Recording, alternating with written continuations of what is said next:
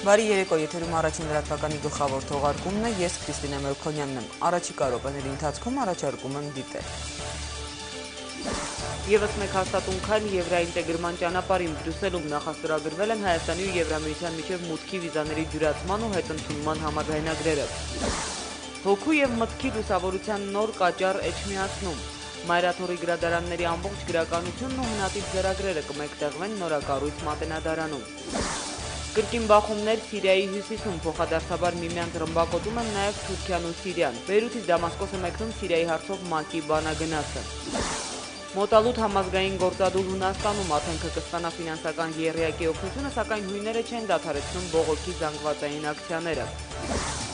Միացյալ Նահանգներում խոշոր ահաբեկչություն է կանխվել, 1 տարի պատրաստություն անցած ահաբեկչին չի հաջողվել կյանքի կոչել Նյու Յորքի կենտրոնում գործող Դաշնային պահուստային բանկը պայթեցնելու ծրագիրը։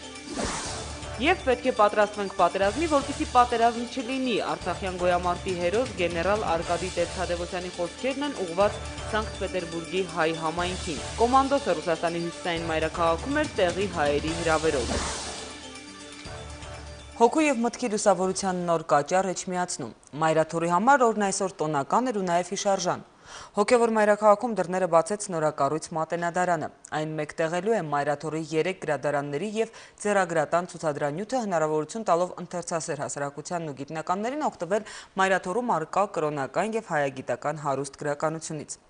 Մատենադարանը կառուցվել է Գարեգին II ամենայն հայոց կաթողիկոսի նախաձեռնությամբ եւ Մայրաթորի բարերարներ լոնդոնաբնակ Վաչե եւ Թամար Մանուկյանների նվիրատվությամբ։ Վաչե եւ Թամար Մանուկյան մատենադարանի բացման արարողությանը ներկա է եղել նախագահ Սարգսյանը տիկնոջ հետ։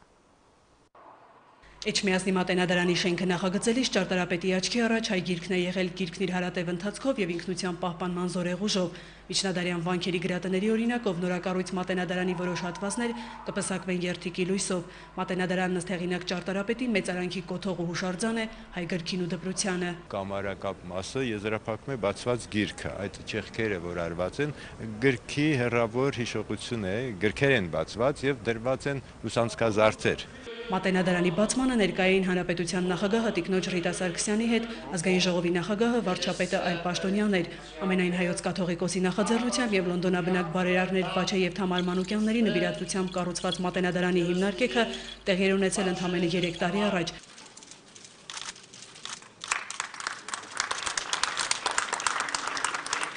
Այժմ արդեն բացառիկ ձեռագրատունը հասանելի է ընթերցողների ու գիտական լսարանի համար։ Բարերարի ցանկությունն է, որ աշխարհի տարբեր անկյուններում ապրող յուրաքանչյուր հայ գիտակցի հայրենիքի հանդեպ պատասխանատվությունն ու իր լուման ներդնի նրա զարգացման ու առաջընթացի գործին։ Գումարի չափը կարևոր չէ։ Կարևորությունը գումարը չէ։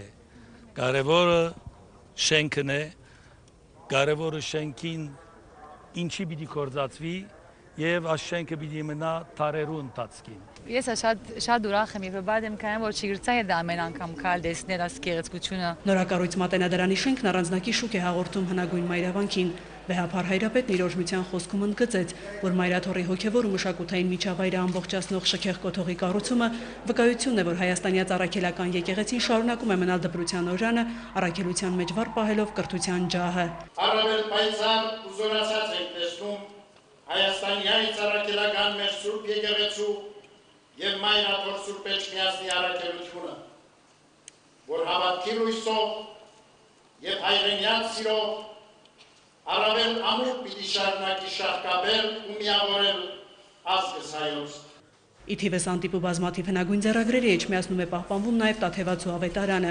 Մայրաթորի 3 գրադարաններում պահպանվող 80,000 միավոր աստվածաբանական, հայագիտական, բանասիրական, հոգևոր գրականություն ու ձեռագրական արվեստի եզակի նմուշները տեղ կգտնեն նորակառույց մատենադարանի գրապահոցներում, որոնք ունեն պահպանման արդի պայմաններ։ Մի մասն արդեն փոխադրվել են ֆոնդեր, մյուս մասը կտեղափոխվի առաջիկայում։ Մեր գիտնականները այլևս լավագույն առիթ կունենան օգտագործելու նաև տեխնիկապես հագեցած այս լավագույն պայմանները, կապ հաստատելու նաև այլ գրադարանների հետ։ Հայաստանում երկարամյա հայրենանվեր գործնեության համար վեհափար հայրապետը ազգային բարերարին պարգևատրեց Սուրբ Էջմիածնի ասպետ հայրապետական շքանշանով։ Վաչե Մանուկյանն իր հետ կտանի նաև մատենադարանի մեծադիր լուսանկարը։ Բարերարն ուրախ է հատկապես, որ դարերի դատին հանձնած շենքը կառուցվել է հայկական քարով, հայ ճարտարապետի նախագծով ու հայ շինարարի մուրճով։ Մայա Խաչատրյան, Արմեն Անդրեասյան, Առաջին լրատվական։ Հայ-ամերիկյան միջկառավարական նիստին մասնակցելու նպատակով Երևանում գտնվող ԱՄՆ պետքարտուղարի տեղակալ Եվրոպայի ու Եվրասիայի հարցերով օգնական Էրիկ Ռուբինը հյուրընկալվել է նախագահ Սարգսյանին։ Զրուցակիցները բարձր են գնահատել հայ-ամերիկյան հարաբերությունների ներկա մակարդակը, ընդգծելով, որ երկու երկրների միջև դիվանագիտական հարաբերությունների հաստատումից ի վեր անցած 20 տարիներին դրանք զարգացել են վերընթաց և փոխվստահության պայմաններում։ Երկկողմ կապերի ամրապնդման գործում մեծապես կարևորվել է նաև Միացյալ Նահանգներում հայ համայնքի դերը։ Էրիկ Ռուբինը գոհունակությամբ փաստել է, որ պատիվ է ունեցել անցած 20 տարիներին ի թիվս իր բազմաթիվ գործընկերների անձամբ աշխատելու ի նպաստ հայ-ամերիկյան հարաբերությունների զարգացման և շատ լավ գիտի, թե դրանք ինչ վերելք են ունեցել։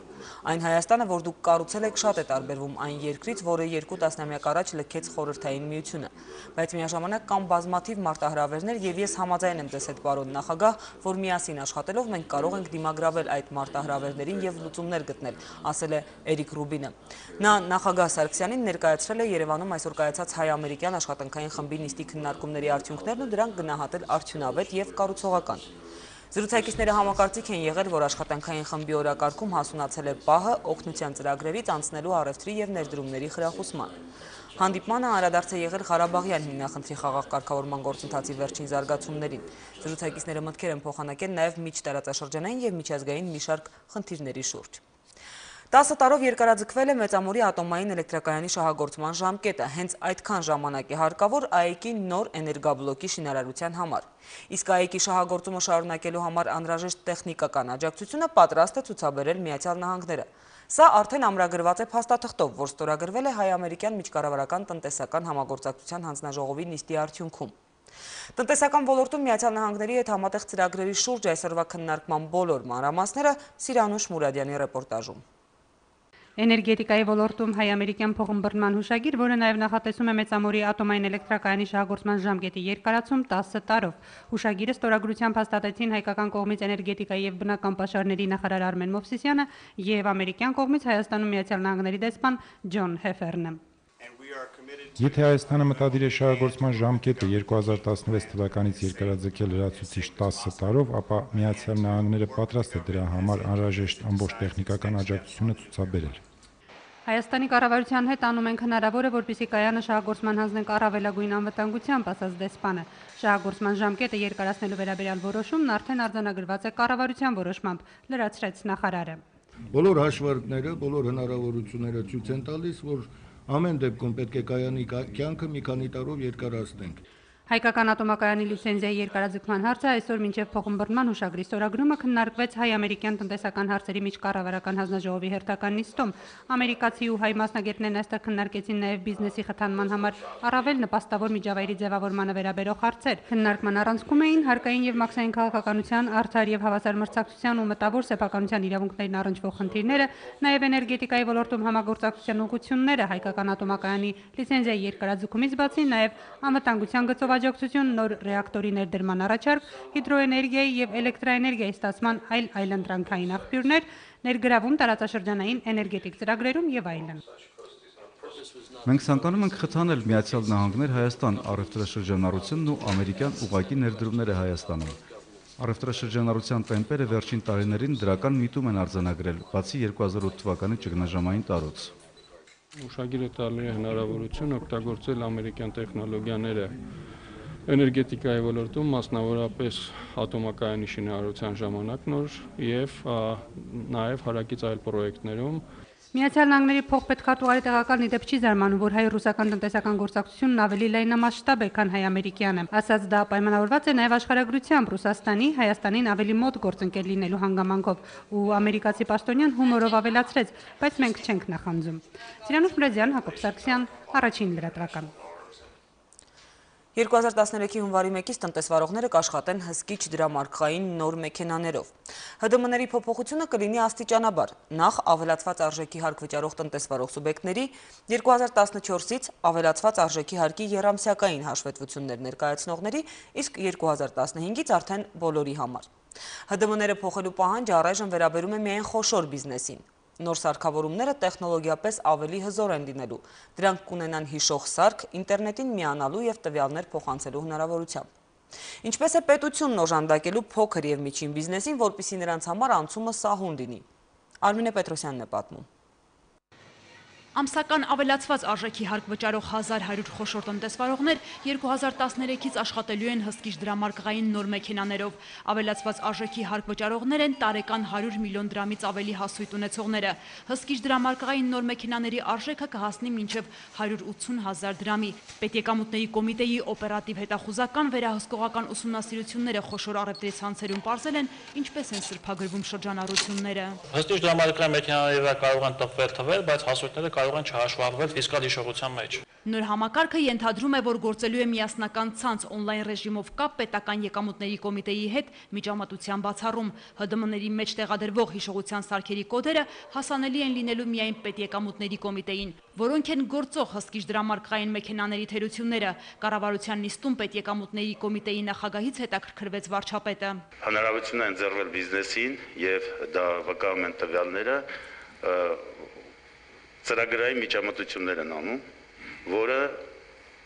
նվազեցնում է հարկային մուտքերը, ինչպես նաև շրջանառվող ծավալները։ Նոր ՀԴՄ-ները ավելացնելու են տվյալների ֆիսկալ պաշտպանվածությունը։ ՀԴՄ-ները պետք է ունենան հիշող սարք նվազագույնը 128 մեգաբայթ ծավալով լրացուցիչ հիշողության քարտ տեղադրելու հնարավորություն, SIM քարտի միջոցով 3G եւ GPRS կապուղիներով ինտերնետին միանալու տվյալներ փոխանցելու հնարավորություն։ Տիգրան Սարգսյանին պետեկամուտների կոմիտեի, ֆինանսների եւ էկոնոմիկայի նախարարությունների մասնագետները կներկայացնեն առաջարկներ, թե պետությունն ինչպես է օժանդակելու փոքր եւ միջին բիզնեսին, որպեսզի նրանց համար անցումը լինի անցավ եւ սահուն։ ՀԴՄ-ները փոքր եւ միջին բիզնեսի համար բեռ չեն դառնա։ Քննարկվում է նրանց հսկիչ մեքենաները անվճար տրամադրելու հարցը։ Նոր ծառայությունը մատեցելու համար մենք պետք է ունենանք մասնագիտացված կառույց։ Հակառակ դեպքում պետական եկամուտների կոմիտեն ի վիճակի չի լինի սպասարկել 60,000 տնտեսարող սուբյեկտներին։ Դա համար ձեզ հանձնարարվում է, որպեսզի դուք ներկայացնեք հաջորդ նիստին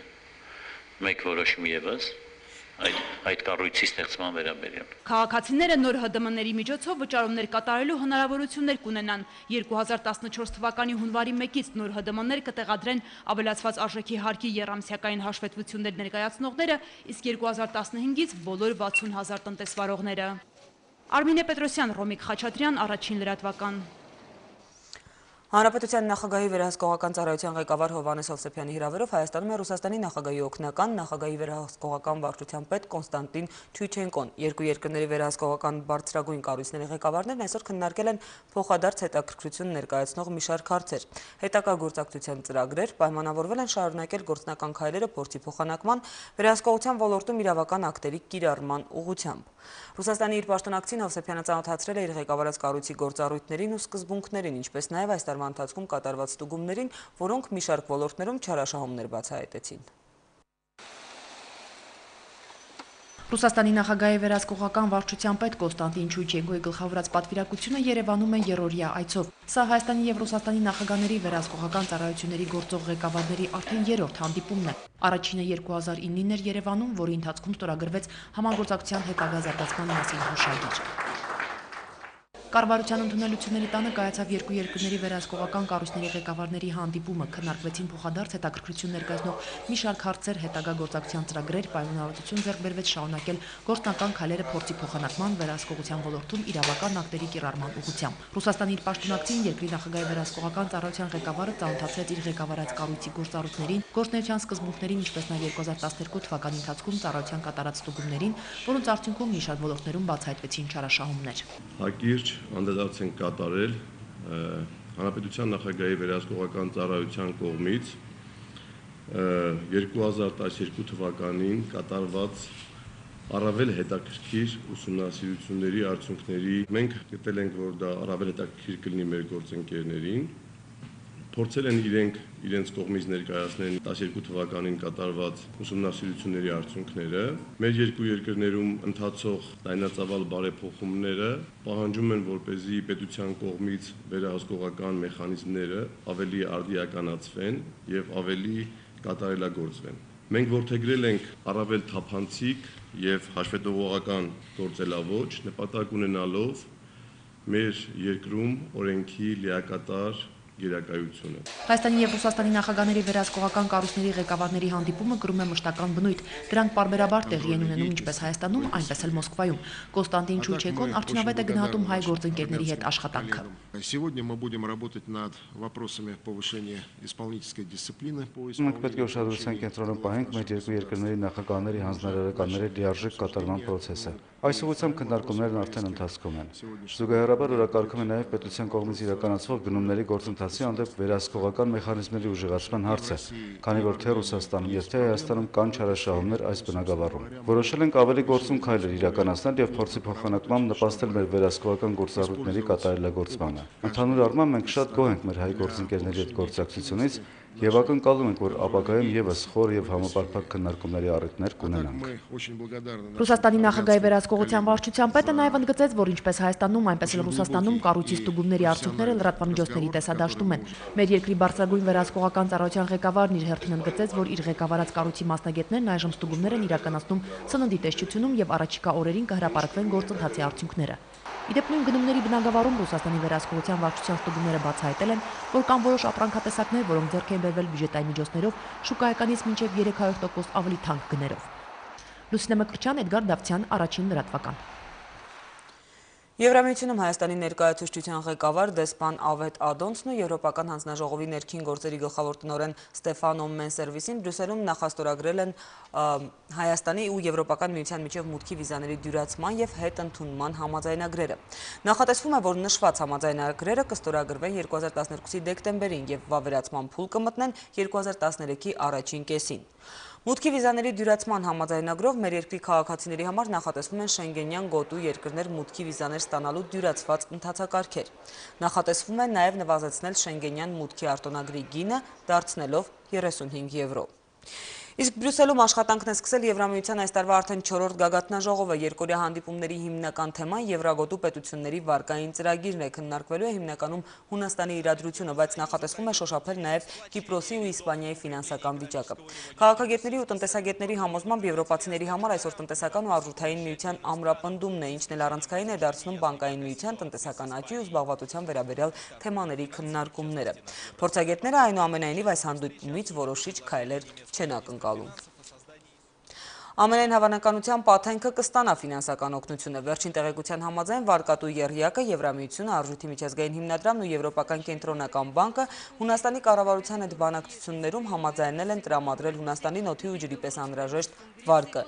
Իհարկե դա հնարավոր է միայն տնտեսական բարեփոխումների վերաբերյալ հունական կառավարության հավաստիացումները ստանալուց հետո։ Կառավարության ոգևորությանը հակառակ տրամադրություն ունեն երկրի հասարակ քաղաքացիները, բողոքի ակցիաները Հունաստանում չեն դադարում, այս անգամ փողոց են դուրս եկել մտավորականներ ու ծառայողները, փաստաբանները, բժիշկները, լրագրողները, ճարտարագետները, արդարադատության համակարգի աշխատակիցներն ու հաստատել 24-ժամյա գործադուլ։ Այն սկսել են տրանսպորտի ոլորտի աշխատողները, դադարեցվել է աշխատանքը օդանավակայաններում, նավահանգիստներում, երկաթուղային կայարաններում, չի գործում քաղաքային տրանսպորտը, փակվել են պետական հիմնարկությունները, բանկերը, համալսարանները, դպրոցներն ու խանութները։ ՄԱԿ-ի եւ Արաբական լիգայի Սիրիայի հարցով բանագնաց Լաղդար Բրահիմին Բեյրութից մեկնել է Դամասկոս Սիրիայի ղեկավարության հետ քննարկելու հրադադարի հարցը։ Ելույթ ունենալով Լիբանանի մայրաքաղաքում Բրահիմին զգուշացրել է, որ եթե հակամարտությունը ժամանակին չկանգնեցվի, այն դուրս կգա Սիրիայի սահմաններից, կընդգրկի հարևան երկրներն ու ամբողջ տարածաշրջանը։ Նա նաև բացահայտ խոստովանել է, որ խաղաղ կարգավորման հասնելը բավականին բարդ խնդիր է։ Ալժիրցի դիվանագետը առաջարկում է մահմեդական զոհաբերության տոնի ժամանակ հրադադար հաստատել։ Լաղդար Բրահիմին համոզված է, որ այդ քայլն առաջինը պետք է իշխանությունը կատարի, ընդդիմությունն էլ պետք է հետևի նրան։ Բրահիմի խոսքով ապստամբները միայն այդ պայմանով են պատրաստ դադարեցնել կրակը։ Առաջարկն արժանացել է Իրանի նախագահի հավանությանը։ Սիրիայի կառավարությունն էլ նախորդին հայտարարել էր, որ պատրաստ է քննարկել ՄԱԿ-ի եւ Արաբական երկրների լիգայի հատուկ բանագնացի Իլ Աթաթոնի ընթացքում զինադադար հայտարարելու մասին առաջարկը, պայմանով, որ այն ուղղված լինի թե սիրիական կառավարությանը, թե ընդդիմությանը։ Տոնը նշվելու է հոկտեմբերի 26-ին եւ մինչեւ այդ հակամարտող կողմերը կարծես պատրաստ չեն զիջումների։ Լարվածությունը չի թուլանում Սիրիա-Լիբանանյան եւ Սիրիա-թուրքական սահմաններում։ Ըստ վերջին տեղեկությունների, Լիբանանյան Հզբոլլահ խմբավորման ջոկատներն Իսրայելի հետ Սահմանից տեղափոխվում են Սիրիայի սահման։ Նույն աղբյուրի տվյալով օրեր առաջ Լիբանանին սահմանաբեր սիրիական Հոմս քաղաքի մոտակայք են ուղարկվել երկիր տիպի հրթիռներով զինված շիա զինյալներ, որոնցով ավելի վաղ ռմբակոծում էին իսրայելյան տարածքները։ Մեկ այլ տեղեկության համաձայն Թուրքիայի հետ Սիրիայի սահմանային շրջանի ամենաթեժ կետը դարձյալ Իդլիբ շրջանն է։ Թուրքական կողմը շարունակում է հրթիռակոծել Սիրիայի սահմանային շրջանները, պատճառաբանելով, որ այդ երկրի տարածքից արձակված արկեր են պայթել իր սահմանային բնակավայրերում։ Սիրիական կառավարական ուժերին առայժմ չի հաջողվում վերականգնել Դամասկոս-Հալեբ ռազմավարական մայրուղու հսկողությունը, որը ապստամբները փակել են հյուսային մայրաքաղաքից 60 կիլոմետր հեռավորության վրա Մաարաթ Նաամանը շրջանում։ Ռազմական հրամանատարությունն ակտիվորեն ներգրավում է ավիացիային։ Վերջին օրերին այսպես կոչված սիրիական ազատ բանակի զինյալների դիրքերի ուղղությամբ իրականացվել է 29 թռիչք։ Ապստամբական ուժերի ակտիվացումը եւ կորցրած բնակավայրերի վերահսկողության հաստատման հետ կապված դժվարություններն ըստ վերլուծաբանների ստիպում են Սիրիային հույսով նայել տարածաշրջան Բրահիմի այցին ու նրա կառուցողական նախաձեռնությանը։ Դամասկոսը հույս ունի, որ այն կարող է նպաստել պատերազմի ավարտին։ Մարիամ Ղիթարյան, Առաջին լրատվական։ Թուրքիան այսօր սահմանային խնդիրներ ունի ոչ միայն Սիրիայի, այլև Իրաքի հետ։ Այս հատվածում Անկարային անհանգստացնողը քրդական բանվորական կուսակցության զինյալներն են, որոնց դեմ թուրքական բանակը պարբերաբար ռազմական գործողություններ է իրականացնում։ Վերջին բախումների ժամանակ ըստ զինվորական աղբյուրների թուրքական բանակը Իրաքի հետ սահմանային Հաքյարի նահանգում կատարված հարձակման ժամանակ 15 քուրդ զինյալ է ոչնչացրել։ Ռազմական գործողությունը հետևել է Իշիքլիի մոտ թուրքական բանակի վրա կատարված հարձակմանը, որի ժամանակ սպանվել էր 3 թուրք զինծառայող։ Ամերիկյան հատուկ ծառայություններին հաջողվել է կանխել խոշոր ահաբեկությունը Նյու Յորքում։ 21-ամյա Բանգլադեշին ցանկացել է պայթեցնել Նյու Յորքի կենտրոնում գործող դաշնային պահուստային բանկը։ Պարզվել է, որ ահաբեկիչը կապված է Ալ-Քաիդայի հետ եւ Միացյալ Նահանգներ է եկել հատուկ ահաբեկություն իրականացնելու նպատակով։ Այդ ակցիային նա պատրաստվել է 1 տարի, սկզբում ցանկացել է սպանել որևէ բարձրաստիճան քաղաքական գործչի կամ էլ պայթեցնել Նյու-Յորքյան բորսան, սակայն վերջում թիրախ է ընտրել պահուստային բանկը։ Երիտասարդին ձերբակալել են այն պահին, երբ պայթուցիկով լիքը մեքենան նա փորձել է կանգնեցնել բանկի տարածքում։ Բանգլադեշին չգիտեր, որ 450 կիլոգրամ պայթուցիկը կեղծ է, քանի որ այն իրեն վաճառել է Դաշնային հետաքննության բյուրոյի գաղտնի գործակալը։ Հետաքննության տվյալներով ահաբեկիչը մենակ է գործել։ Ռուսաստանցի բլոգեր եւ ձախ ճակատ ընդդիմադիր կուսակցության ղեկավար Սերգեյ Ուդալցովին դարձյալ ազատ են արձակել երկրից չբացակայելու մասին ստորագրություն վերցնելուց հետո։ Նրան ձերբակալել էին արտասահմանյան երկրների միջոցներով Ռուսաստանի մայրաքաղաքում եւ երկրի շրջաններում զանգվածային անկարգություններ կազմակերպելու մեղադրանքով։ Ուդալցովի ու նրա համախոհների բնակարանները հերթական անգամ հետախուզվել են։ Ընդդիմադիր գործչի դեմ նոր հայցի պատճառը բողոքի անատոմիա 2 ֆիլմն է, որի գլխավոր գործող անձը հենց Ուդալցովն է։ Կինոնկարը ներկայացնում է թաքնված տեսախցիկով կադրեր, որտեղ իբր Ուդալցովը Ռուսաստանում զինված հեղաշրջման փորձը քննարկում է Վրաստանի խորհրդանի պաշտպանության ու անվտանգության հանձնաժողովի ղեկավարի հետ։ Գիվի Թարգամաձեն էլ ֆինանսական օգնություն է առաջարկում Ուդալցովին։ Ձախ ճակատի ղեկավարը տեսանյութը համարել է հմուտ կեղծիք։ Հռչակավոր կոմանդոսը Ռուսաստանի հյուսիսային մայրաքաղաքում է Սանկտ Պետերբուրգի հայ համայնքի հրավերով։ Արցախյան գոյամարտի հերոսը հանդիպել է համայնքի ներկայացուցիչներին, շփվել հայ երիտասարդների հետ։ Ռամիլ Սաֆարովի ազատ արձակումից մինչև Շուշիի ազատագրում։ Այս ու այլ հարցերին Արկադի Տեր-Թադևոսյանը պատասխանել է մեծ սիրով եւ նշել, որ Սանկտ Պետերբուրգն իր համար հարազատ քաղաք է։ Այնտեղ անցկացրել է ուսանողական տարիները։ Պետք է պատրաստվենք պատերազմի, որպեսզի պատերազմ չլինի։ Սրանք հռչակավոր կոմանդոսի, Հայաստանի պաշտպանության նախկին փոխնախարար, Արցախյան գոյամարտի հերոս գեներալ-մայոր Արկադի Տեր-Թադևոսյանի խոսքերն են, ուղղված Սանկտ Պետերբուրգի հայ համայնքին։ Պաշտպանության նախարարության պատվիրակության կազմում Ռուսաստանի հյուսիսային մայրաքաղաք ժամանած հերոսին Սուրբ Կատարինե հայկական եկեղեցու Վերնատուն մշակութային կենտրոնում ջերմ ընդունելություն էր սպասում։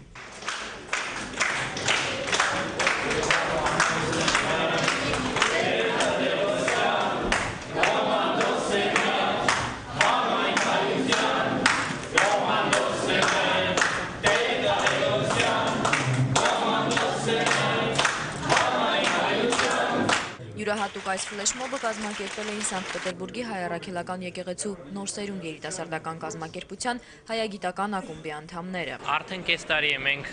նոր սերունդ կազմակերպությունով իրականացնում ենք մի ծրագիր,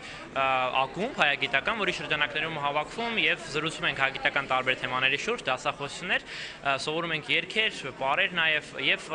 այս խումբը հավաքվեց, որոշեց, որ կոմանդոսին պետք է անի յուրօրինակ նվեր, դա կոմանդոսին նվիրված երգի կատարում խանգարումներ եւ հենց այդպես էլ որոշեցինք ու կարծես թե ստացվեց։ Դահլիճից կոմանդոսին ուղղված հարցերը տարաբնույթ էին։ Ադրբեջանցի մարդասպան Ռամիլ Սաֆարովի ազատ արձակումից մինչև արտագաղթ եւ իհարկե Շուշու ազատագրում։ Հրամանատարն արձանագրեց, Շուշին ազատագրվել է մարտական բարձր ոգու շնորհիվ, հակառակ ռազմարվեստի բոլոր կանոններին։ Ռազմարվեստի դեպ կոմանդոսն ուսումնասիրել է Լենինգրադի տրանսպորտի եւ թիկունքի ռազմական ակադեմիայում։ Սա ինձ համար հարազատ քաղաք է, որտեղ սովորել եմ 5 տարի, անշուշտ, այստեղ գալով հիշում եմ անցած ուղին, իսկ հայ համայնքի հետ հանդիպումն արտացոլում է հայկական իրականությունը, այն, ինչը հուզում է մեզ, ինչ է կատարվում Հայաստանում, ինչպես է ապրում հայ ժողովուրդը, ինչպիսին է մեր զինված ուժերի վիճակը, զգացվում է, որ բոլորը սիրում են հայրենիքը, հպարտանում եւ պատրաստ են օգնելու, դա այն միասնությունն է, որը մենք պետք է ի ցույց դնենք ամբողջ աշխարհին։ Իդեպ Արկադի Տեր-Թադևոսյանի կենսագրությունն իր պատվավոր տեղն է զբաղեցրել վերջերս լույս տեսած հայազգի մարշալները, գեներալները եւ ծովակալները Սանկտ Պետերբուրգում տեղեկագրքում։ Այս քաղաքում երբևէ ապրած, սովորած կամ ծառայած հայազգի այլ զորավարների կենսագրությունների կողքին։ Գոհար Մարտիրոսյան, Առաջին լրատվական, Սանկտ Պետերբուրգ։ Բարձր տեխնոլոգիաների ոլորտում Արցախն առայժմ ակնհայտ ձեռքբերումներ չունի, բայց ունի բոլոր նախադրյալները անհրաժեշտ միջավայր ձևավորելու համար։ Այդ է պատճառը, որ միջազգային ընկերությունները չեն խուսափում թափանցել հայկական երկրորդ հանրապետություն։ Synergy International Systems ամերիկյան ընկերությունը մուտք է գործել Արցախ։ Ստեփանակերտում բացվել է ընկերության մասնաճյուղը, որտեղ առայժմ ներգրավված է 7 ծրագրավորող։ Սակայն այդ թիվը աճի միտում ունի, հասնելով մինչև 70-ի, քանզի կան ծավալվելու բոլոր հնարավորությունները։ IT ոլորտում մասնագիտացված Synergy International Systems-ը Հայաստանում գործում է 13 տարի, 120 բարձրակարգ մասնագետներ ունեցող հայաստանյան մասնաճյուղը արդյունավետ գործունեություն է ծավալում համակարգչային ծրագրավորման, ցանցային կառավարման, գործարար վերլուծության ոլորտներում։ Գնահատելով Արցախում առկա ներուժը, ընկերությունը որոշել է գործել նաև այստեղ։ Ստեփանակերտյան գրասենյակի ծրագրավորողները Երևանում արդեն անցել են եռամսյա դասընթացներ, ընկերության նախագահը գոհ է նրանց առաջադիմությունից։ Ձեռնարկությունների ինկուբատոր հիմնադրամի տնօրեն Բագրատ Ենգիբարյանի եւ Synergy International Systems-ի նախագահ Աշոտ Հովհաննիսյանի հետ հանդիպել է նաև Արցախի ղեկավարը։ Երկուստը քննարկվել են Արցախում տեղեկատվական տեխնոլոգիաների զարգացման հետ կապված մի շարք հարցեր։ Կողմերը նկատել են, որ այս ուղղությամբ արդեն իսկ կան շոշափելի ձեռքբերումներ, ինչը հուսալի հիմք է ստեղծում ոլորտի հետագա զարգացման համար։ Եթե լավ խելացի երեխաներ կան, որոնք ուզում են աշխատեն, մենք ասում ենք այո, նախորոք ասում ենք այո, սահմանափակում չենք դնում քանակի վրա։ Մենք կարծում ենք, որ սա ամենակարևոր ոլորտներից մեկն է, որը պետք է զարգացվի Արցախում, որը 3 հիմնական նախադրյալներ ունի։ Առաջինը դա այն պոտենցիալն է, որ Արցախի երեխաները իրականում ունեն դեպի բնական գիտությունները։ Երկրորդը դա տեղեկատվական տեխնոլոգիաներն են, որը սահմաններ չեն ճանաչում։ Այսօր ինտերնետի միջոցով դուք կարող եք վաճառել ձեր արտադրանքը կամ ծառայություններ մատուցել աշխարհի ցանկացած երկրում։ Եվ երրորդը այսօր աշխարհին չի հետաքրքրում, թե որտեղ են գտնվում այդ ուղեղները եւ կապ չունի դա Հայաստանում է, Արցախում է կամ ասենք Միացյալ Նահանգներում է, հիմնական ուշադրություն է գնում, որպեսզի դրանք ճիշտ օգտագործվեն։ ՄԱԿ-ն իր туриզմի համաշխարհային կոնֆերանսն այս տարի անցկացնում է Հայաստանում։ Գերմանիայից, Իսպանիայից, Իտալիայից, Չեխիայից, Միացյալ Նահանգներից, ապա եւ մի շարք այլ պետություններից ժամանած հյուրերի ու անձամբ զբոսաշրջային կառույցի գլխավոր քարտուղար Թալիֆ Ռիֆայի մասնակցությամբ Երևանում այսօր բացվել է համամարտկային արժեքներն ու մշակութային բազմազանությունը 21-րդ դարում զբոսաշրջության նշանակությունը խորագրով երկօրյա միջազգային համաժողովը։ Туриզմի բիզնեսը մնում է տնտեսության ամենագրավիչ ոլորտներից մեկը, թե իր եկամտաբերությամբ, թե ճյուղի զարգացման տեմպով, նշել են այսօրվա հավաքի մասնակիցները։ Նիստը պետք է փնտրի մի շարք կարևոր հարցերի պատասխանները, թե ինչ կարող է անել զբոսաշրջային ինդուստրիան, մոլորակն ավելի խաղաղ, զբոսաշրջիկի կյանքն ավելի հետաքրքիր ու հեշտ դարձնելու համար։ Այդ ամենը կամփոփվի ՄԱԿ-ի այսպես կոչված Երևանյան հռչակագրում։ Ցանկանայի ընտանիքիս, կնոջս ու երեխաներիս բերել ձեր հիասքանչ երկիրը տեսնելու։ Հույս ունեմ գալիք համար դա ինձ կհաջողվի։ Թալեբ Ռիֆային կարելի ասել երազում է Հայաստանում տուրիստական շրջագայության մասին այն պահից, երբ ծննդավայր Հորդանանում 8 տարեկան էր Բակի հայընկերը պատմեց իր պապերի հայրենիքի մասին։ Հիմա նա ՄԱԿ-ի զբոսաշրջության համաշխարհային կազմակերպության գլխավոր քարտուղարի պաշտոնում է Երևան եկել, նախագահում է միջազգային կոնֆերանսը։ Գերմանիայից, Իսպանիայից, Միացյալ Նահանգներից, Իտալիայից եւ մի շարք այլ երկրներից ժամանած պետական, մասնավոր եւ հոգեվոր դասի ներկայացուցիչներ փորձելու են հասկանալ, ինչպես եվրոպացիներին օգնել, որ ճգնաժամի պատճառով չդադարեցնեն օգնեն ակտիվ զբոսաշրջությունը, կամ ինչ մեխանիզմով կարող են օրինակ անհանգիստ Եգիպտոսում տուրիստին ապահով հասցնել դարավոր բուրգերի մոտ։ Մեր խնդիրը կոնֆերանսի առիթը հանուն տուրիստական Հայաստանի գովազդի օգտագործելն է։ Այս հնարավորությունները մենք օգտագործենք, որպեսզի համաշխարհային տուրիզմի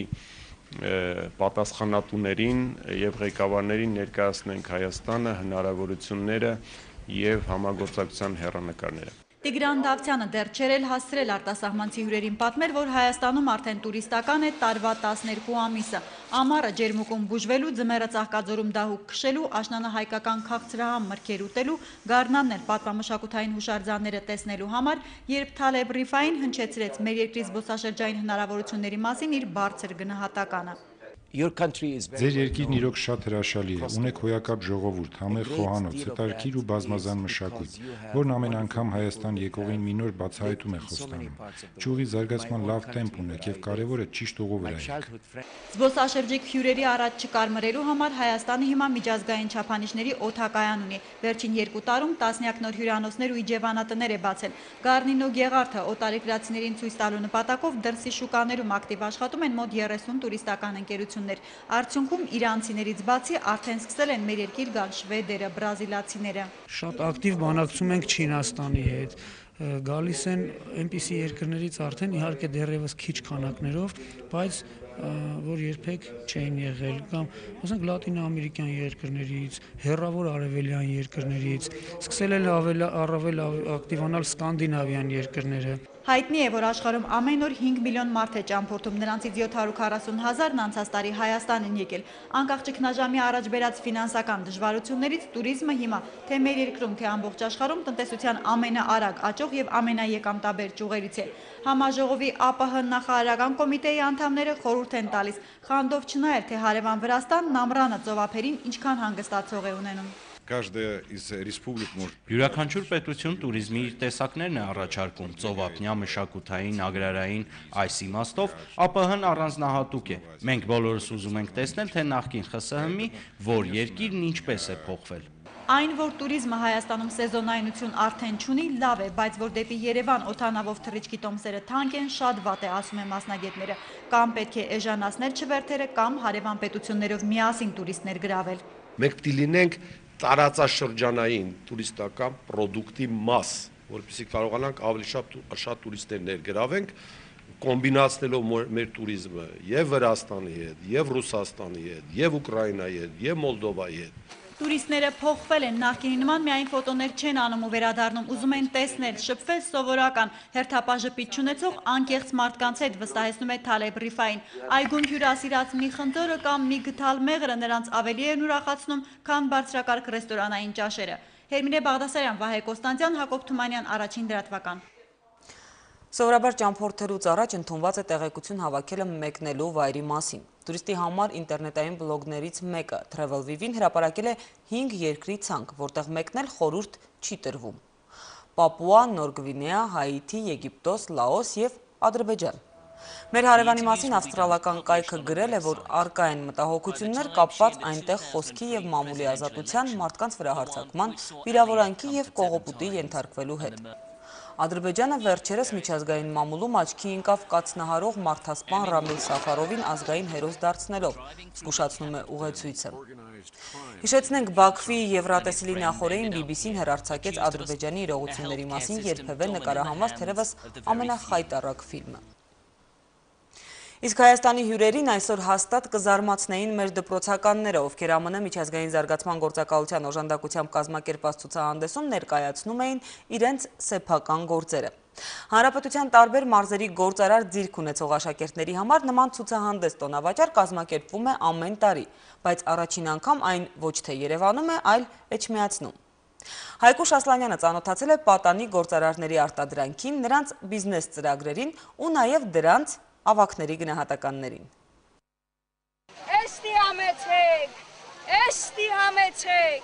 Գովազդային ժամանակակից մեթոդների փոխարեն լոռեցի դպրոցականները դիմել էին Թումանյանի հերոսի օգնությանը, արդյունքը չուշացավ։ Աշակերտների գործարար ընկերությունների տոնավաճառում մարդկանց կուտակումները նկատվեցին հենց լոռեցիների տաղավարների մոտ։ Գյուլագարակցիները հաշվի առնելով սեզոնային պահանջարկը սպառողուներին ներկայացրել իրենց հյուսած ձմեռային գլխարկների տեսականին։ Վանաձորի խանութների հետ մենք պայմանագրեր ունենք, արդեն նրանք համաձայնել են մեզ հետ համագործակցել, որպեսզի մեր գլխարկները վաճառեն իրենց խանութներում։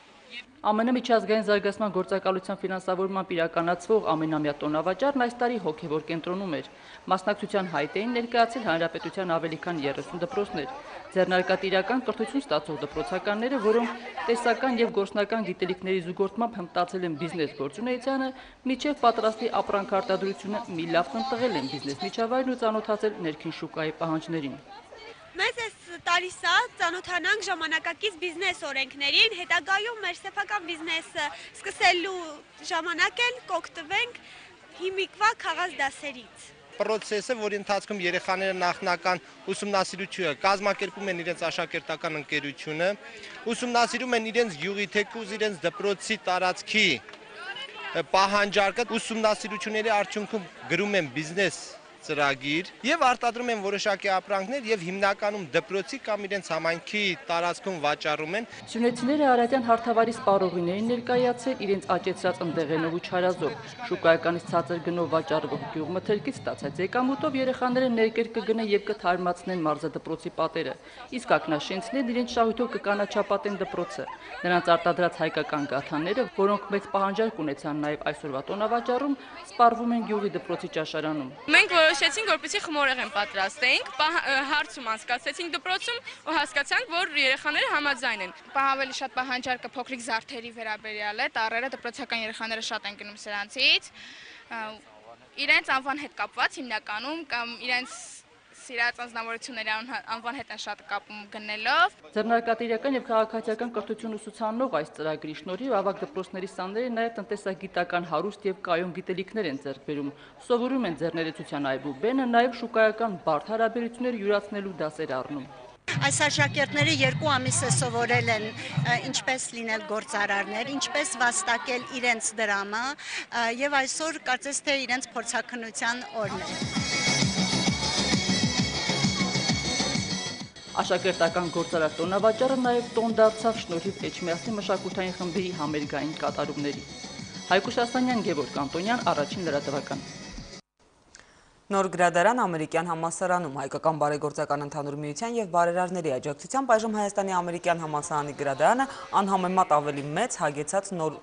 գրքերով ու տեխնիկայով բացում է իր դռները։ Գրադարանը հասանելի կլինի ոչ միայն համալսարանի ուսանողների համար։ Ժամանակակից լուծումներն ու թվային պահոցը հնարավորություն կտան բոլոր ցանկացողներին առավել մեծ տեղեկություններ ստանալ ու ծանոթանալ ժամանակակից գրականությանը։ Մշակույթի նախարարի խոսքով պետական գրադարանները, որոնք վերանորոգվում են, եւս նման տեսք եւ հագեցվածություն կունենան։ Այսքանը հանդիպելու ենք շաբաթ։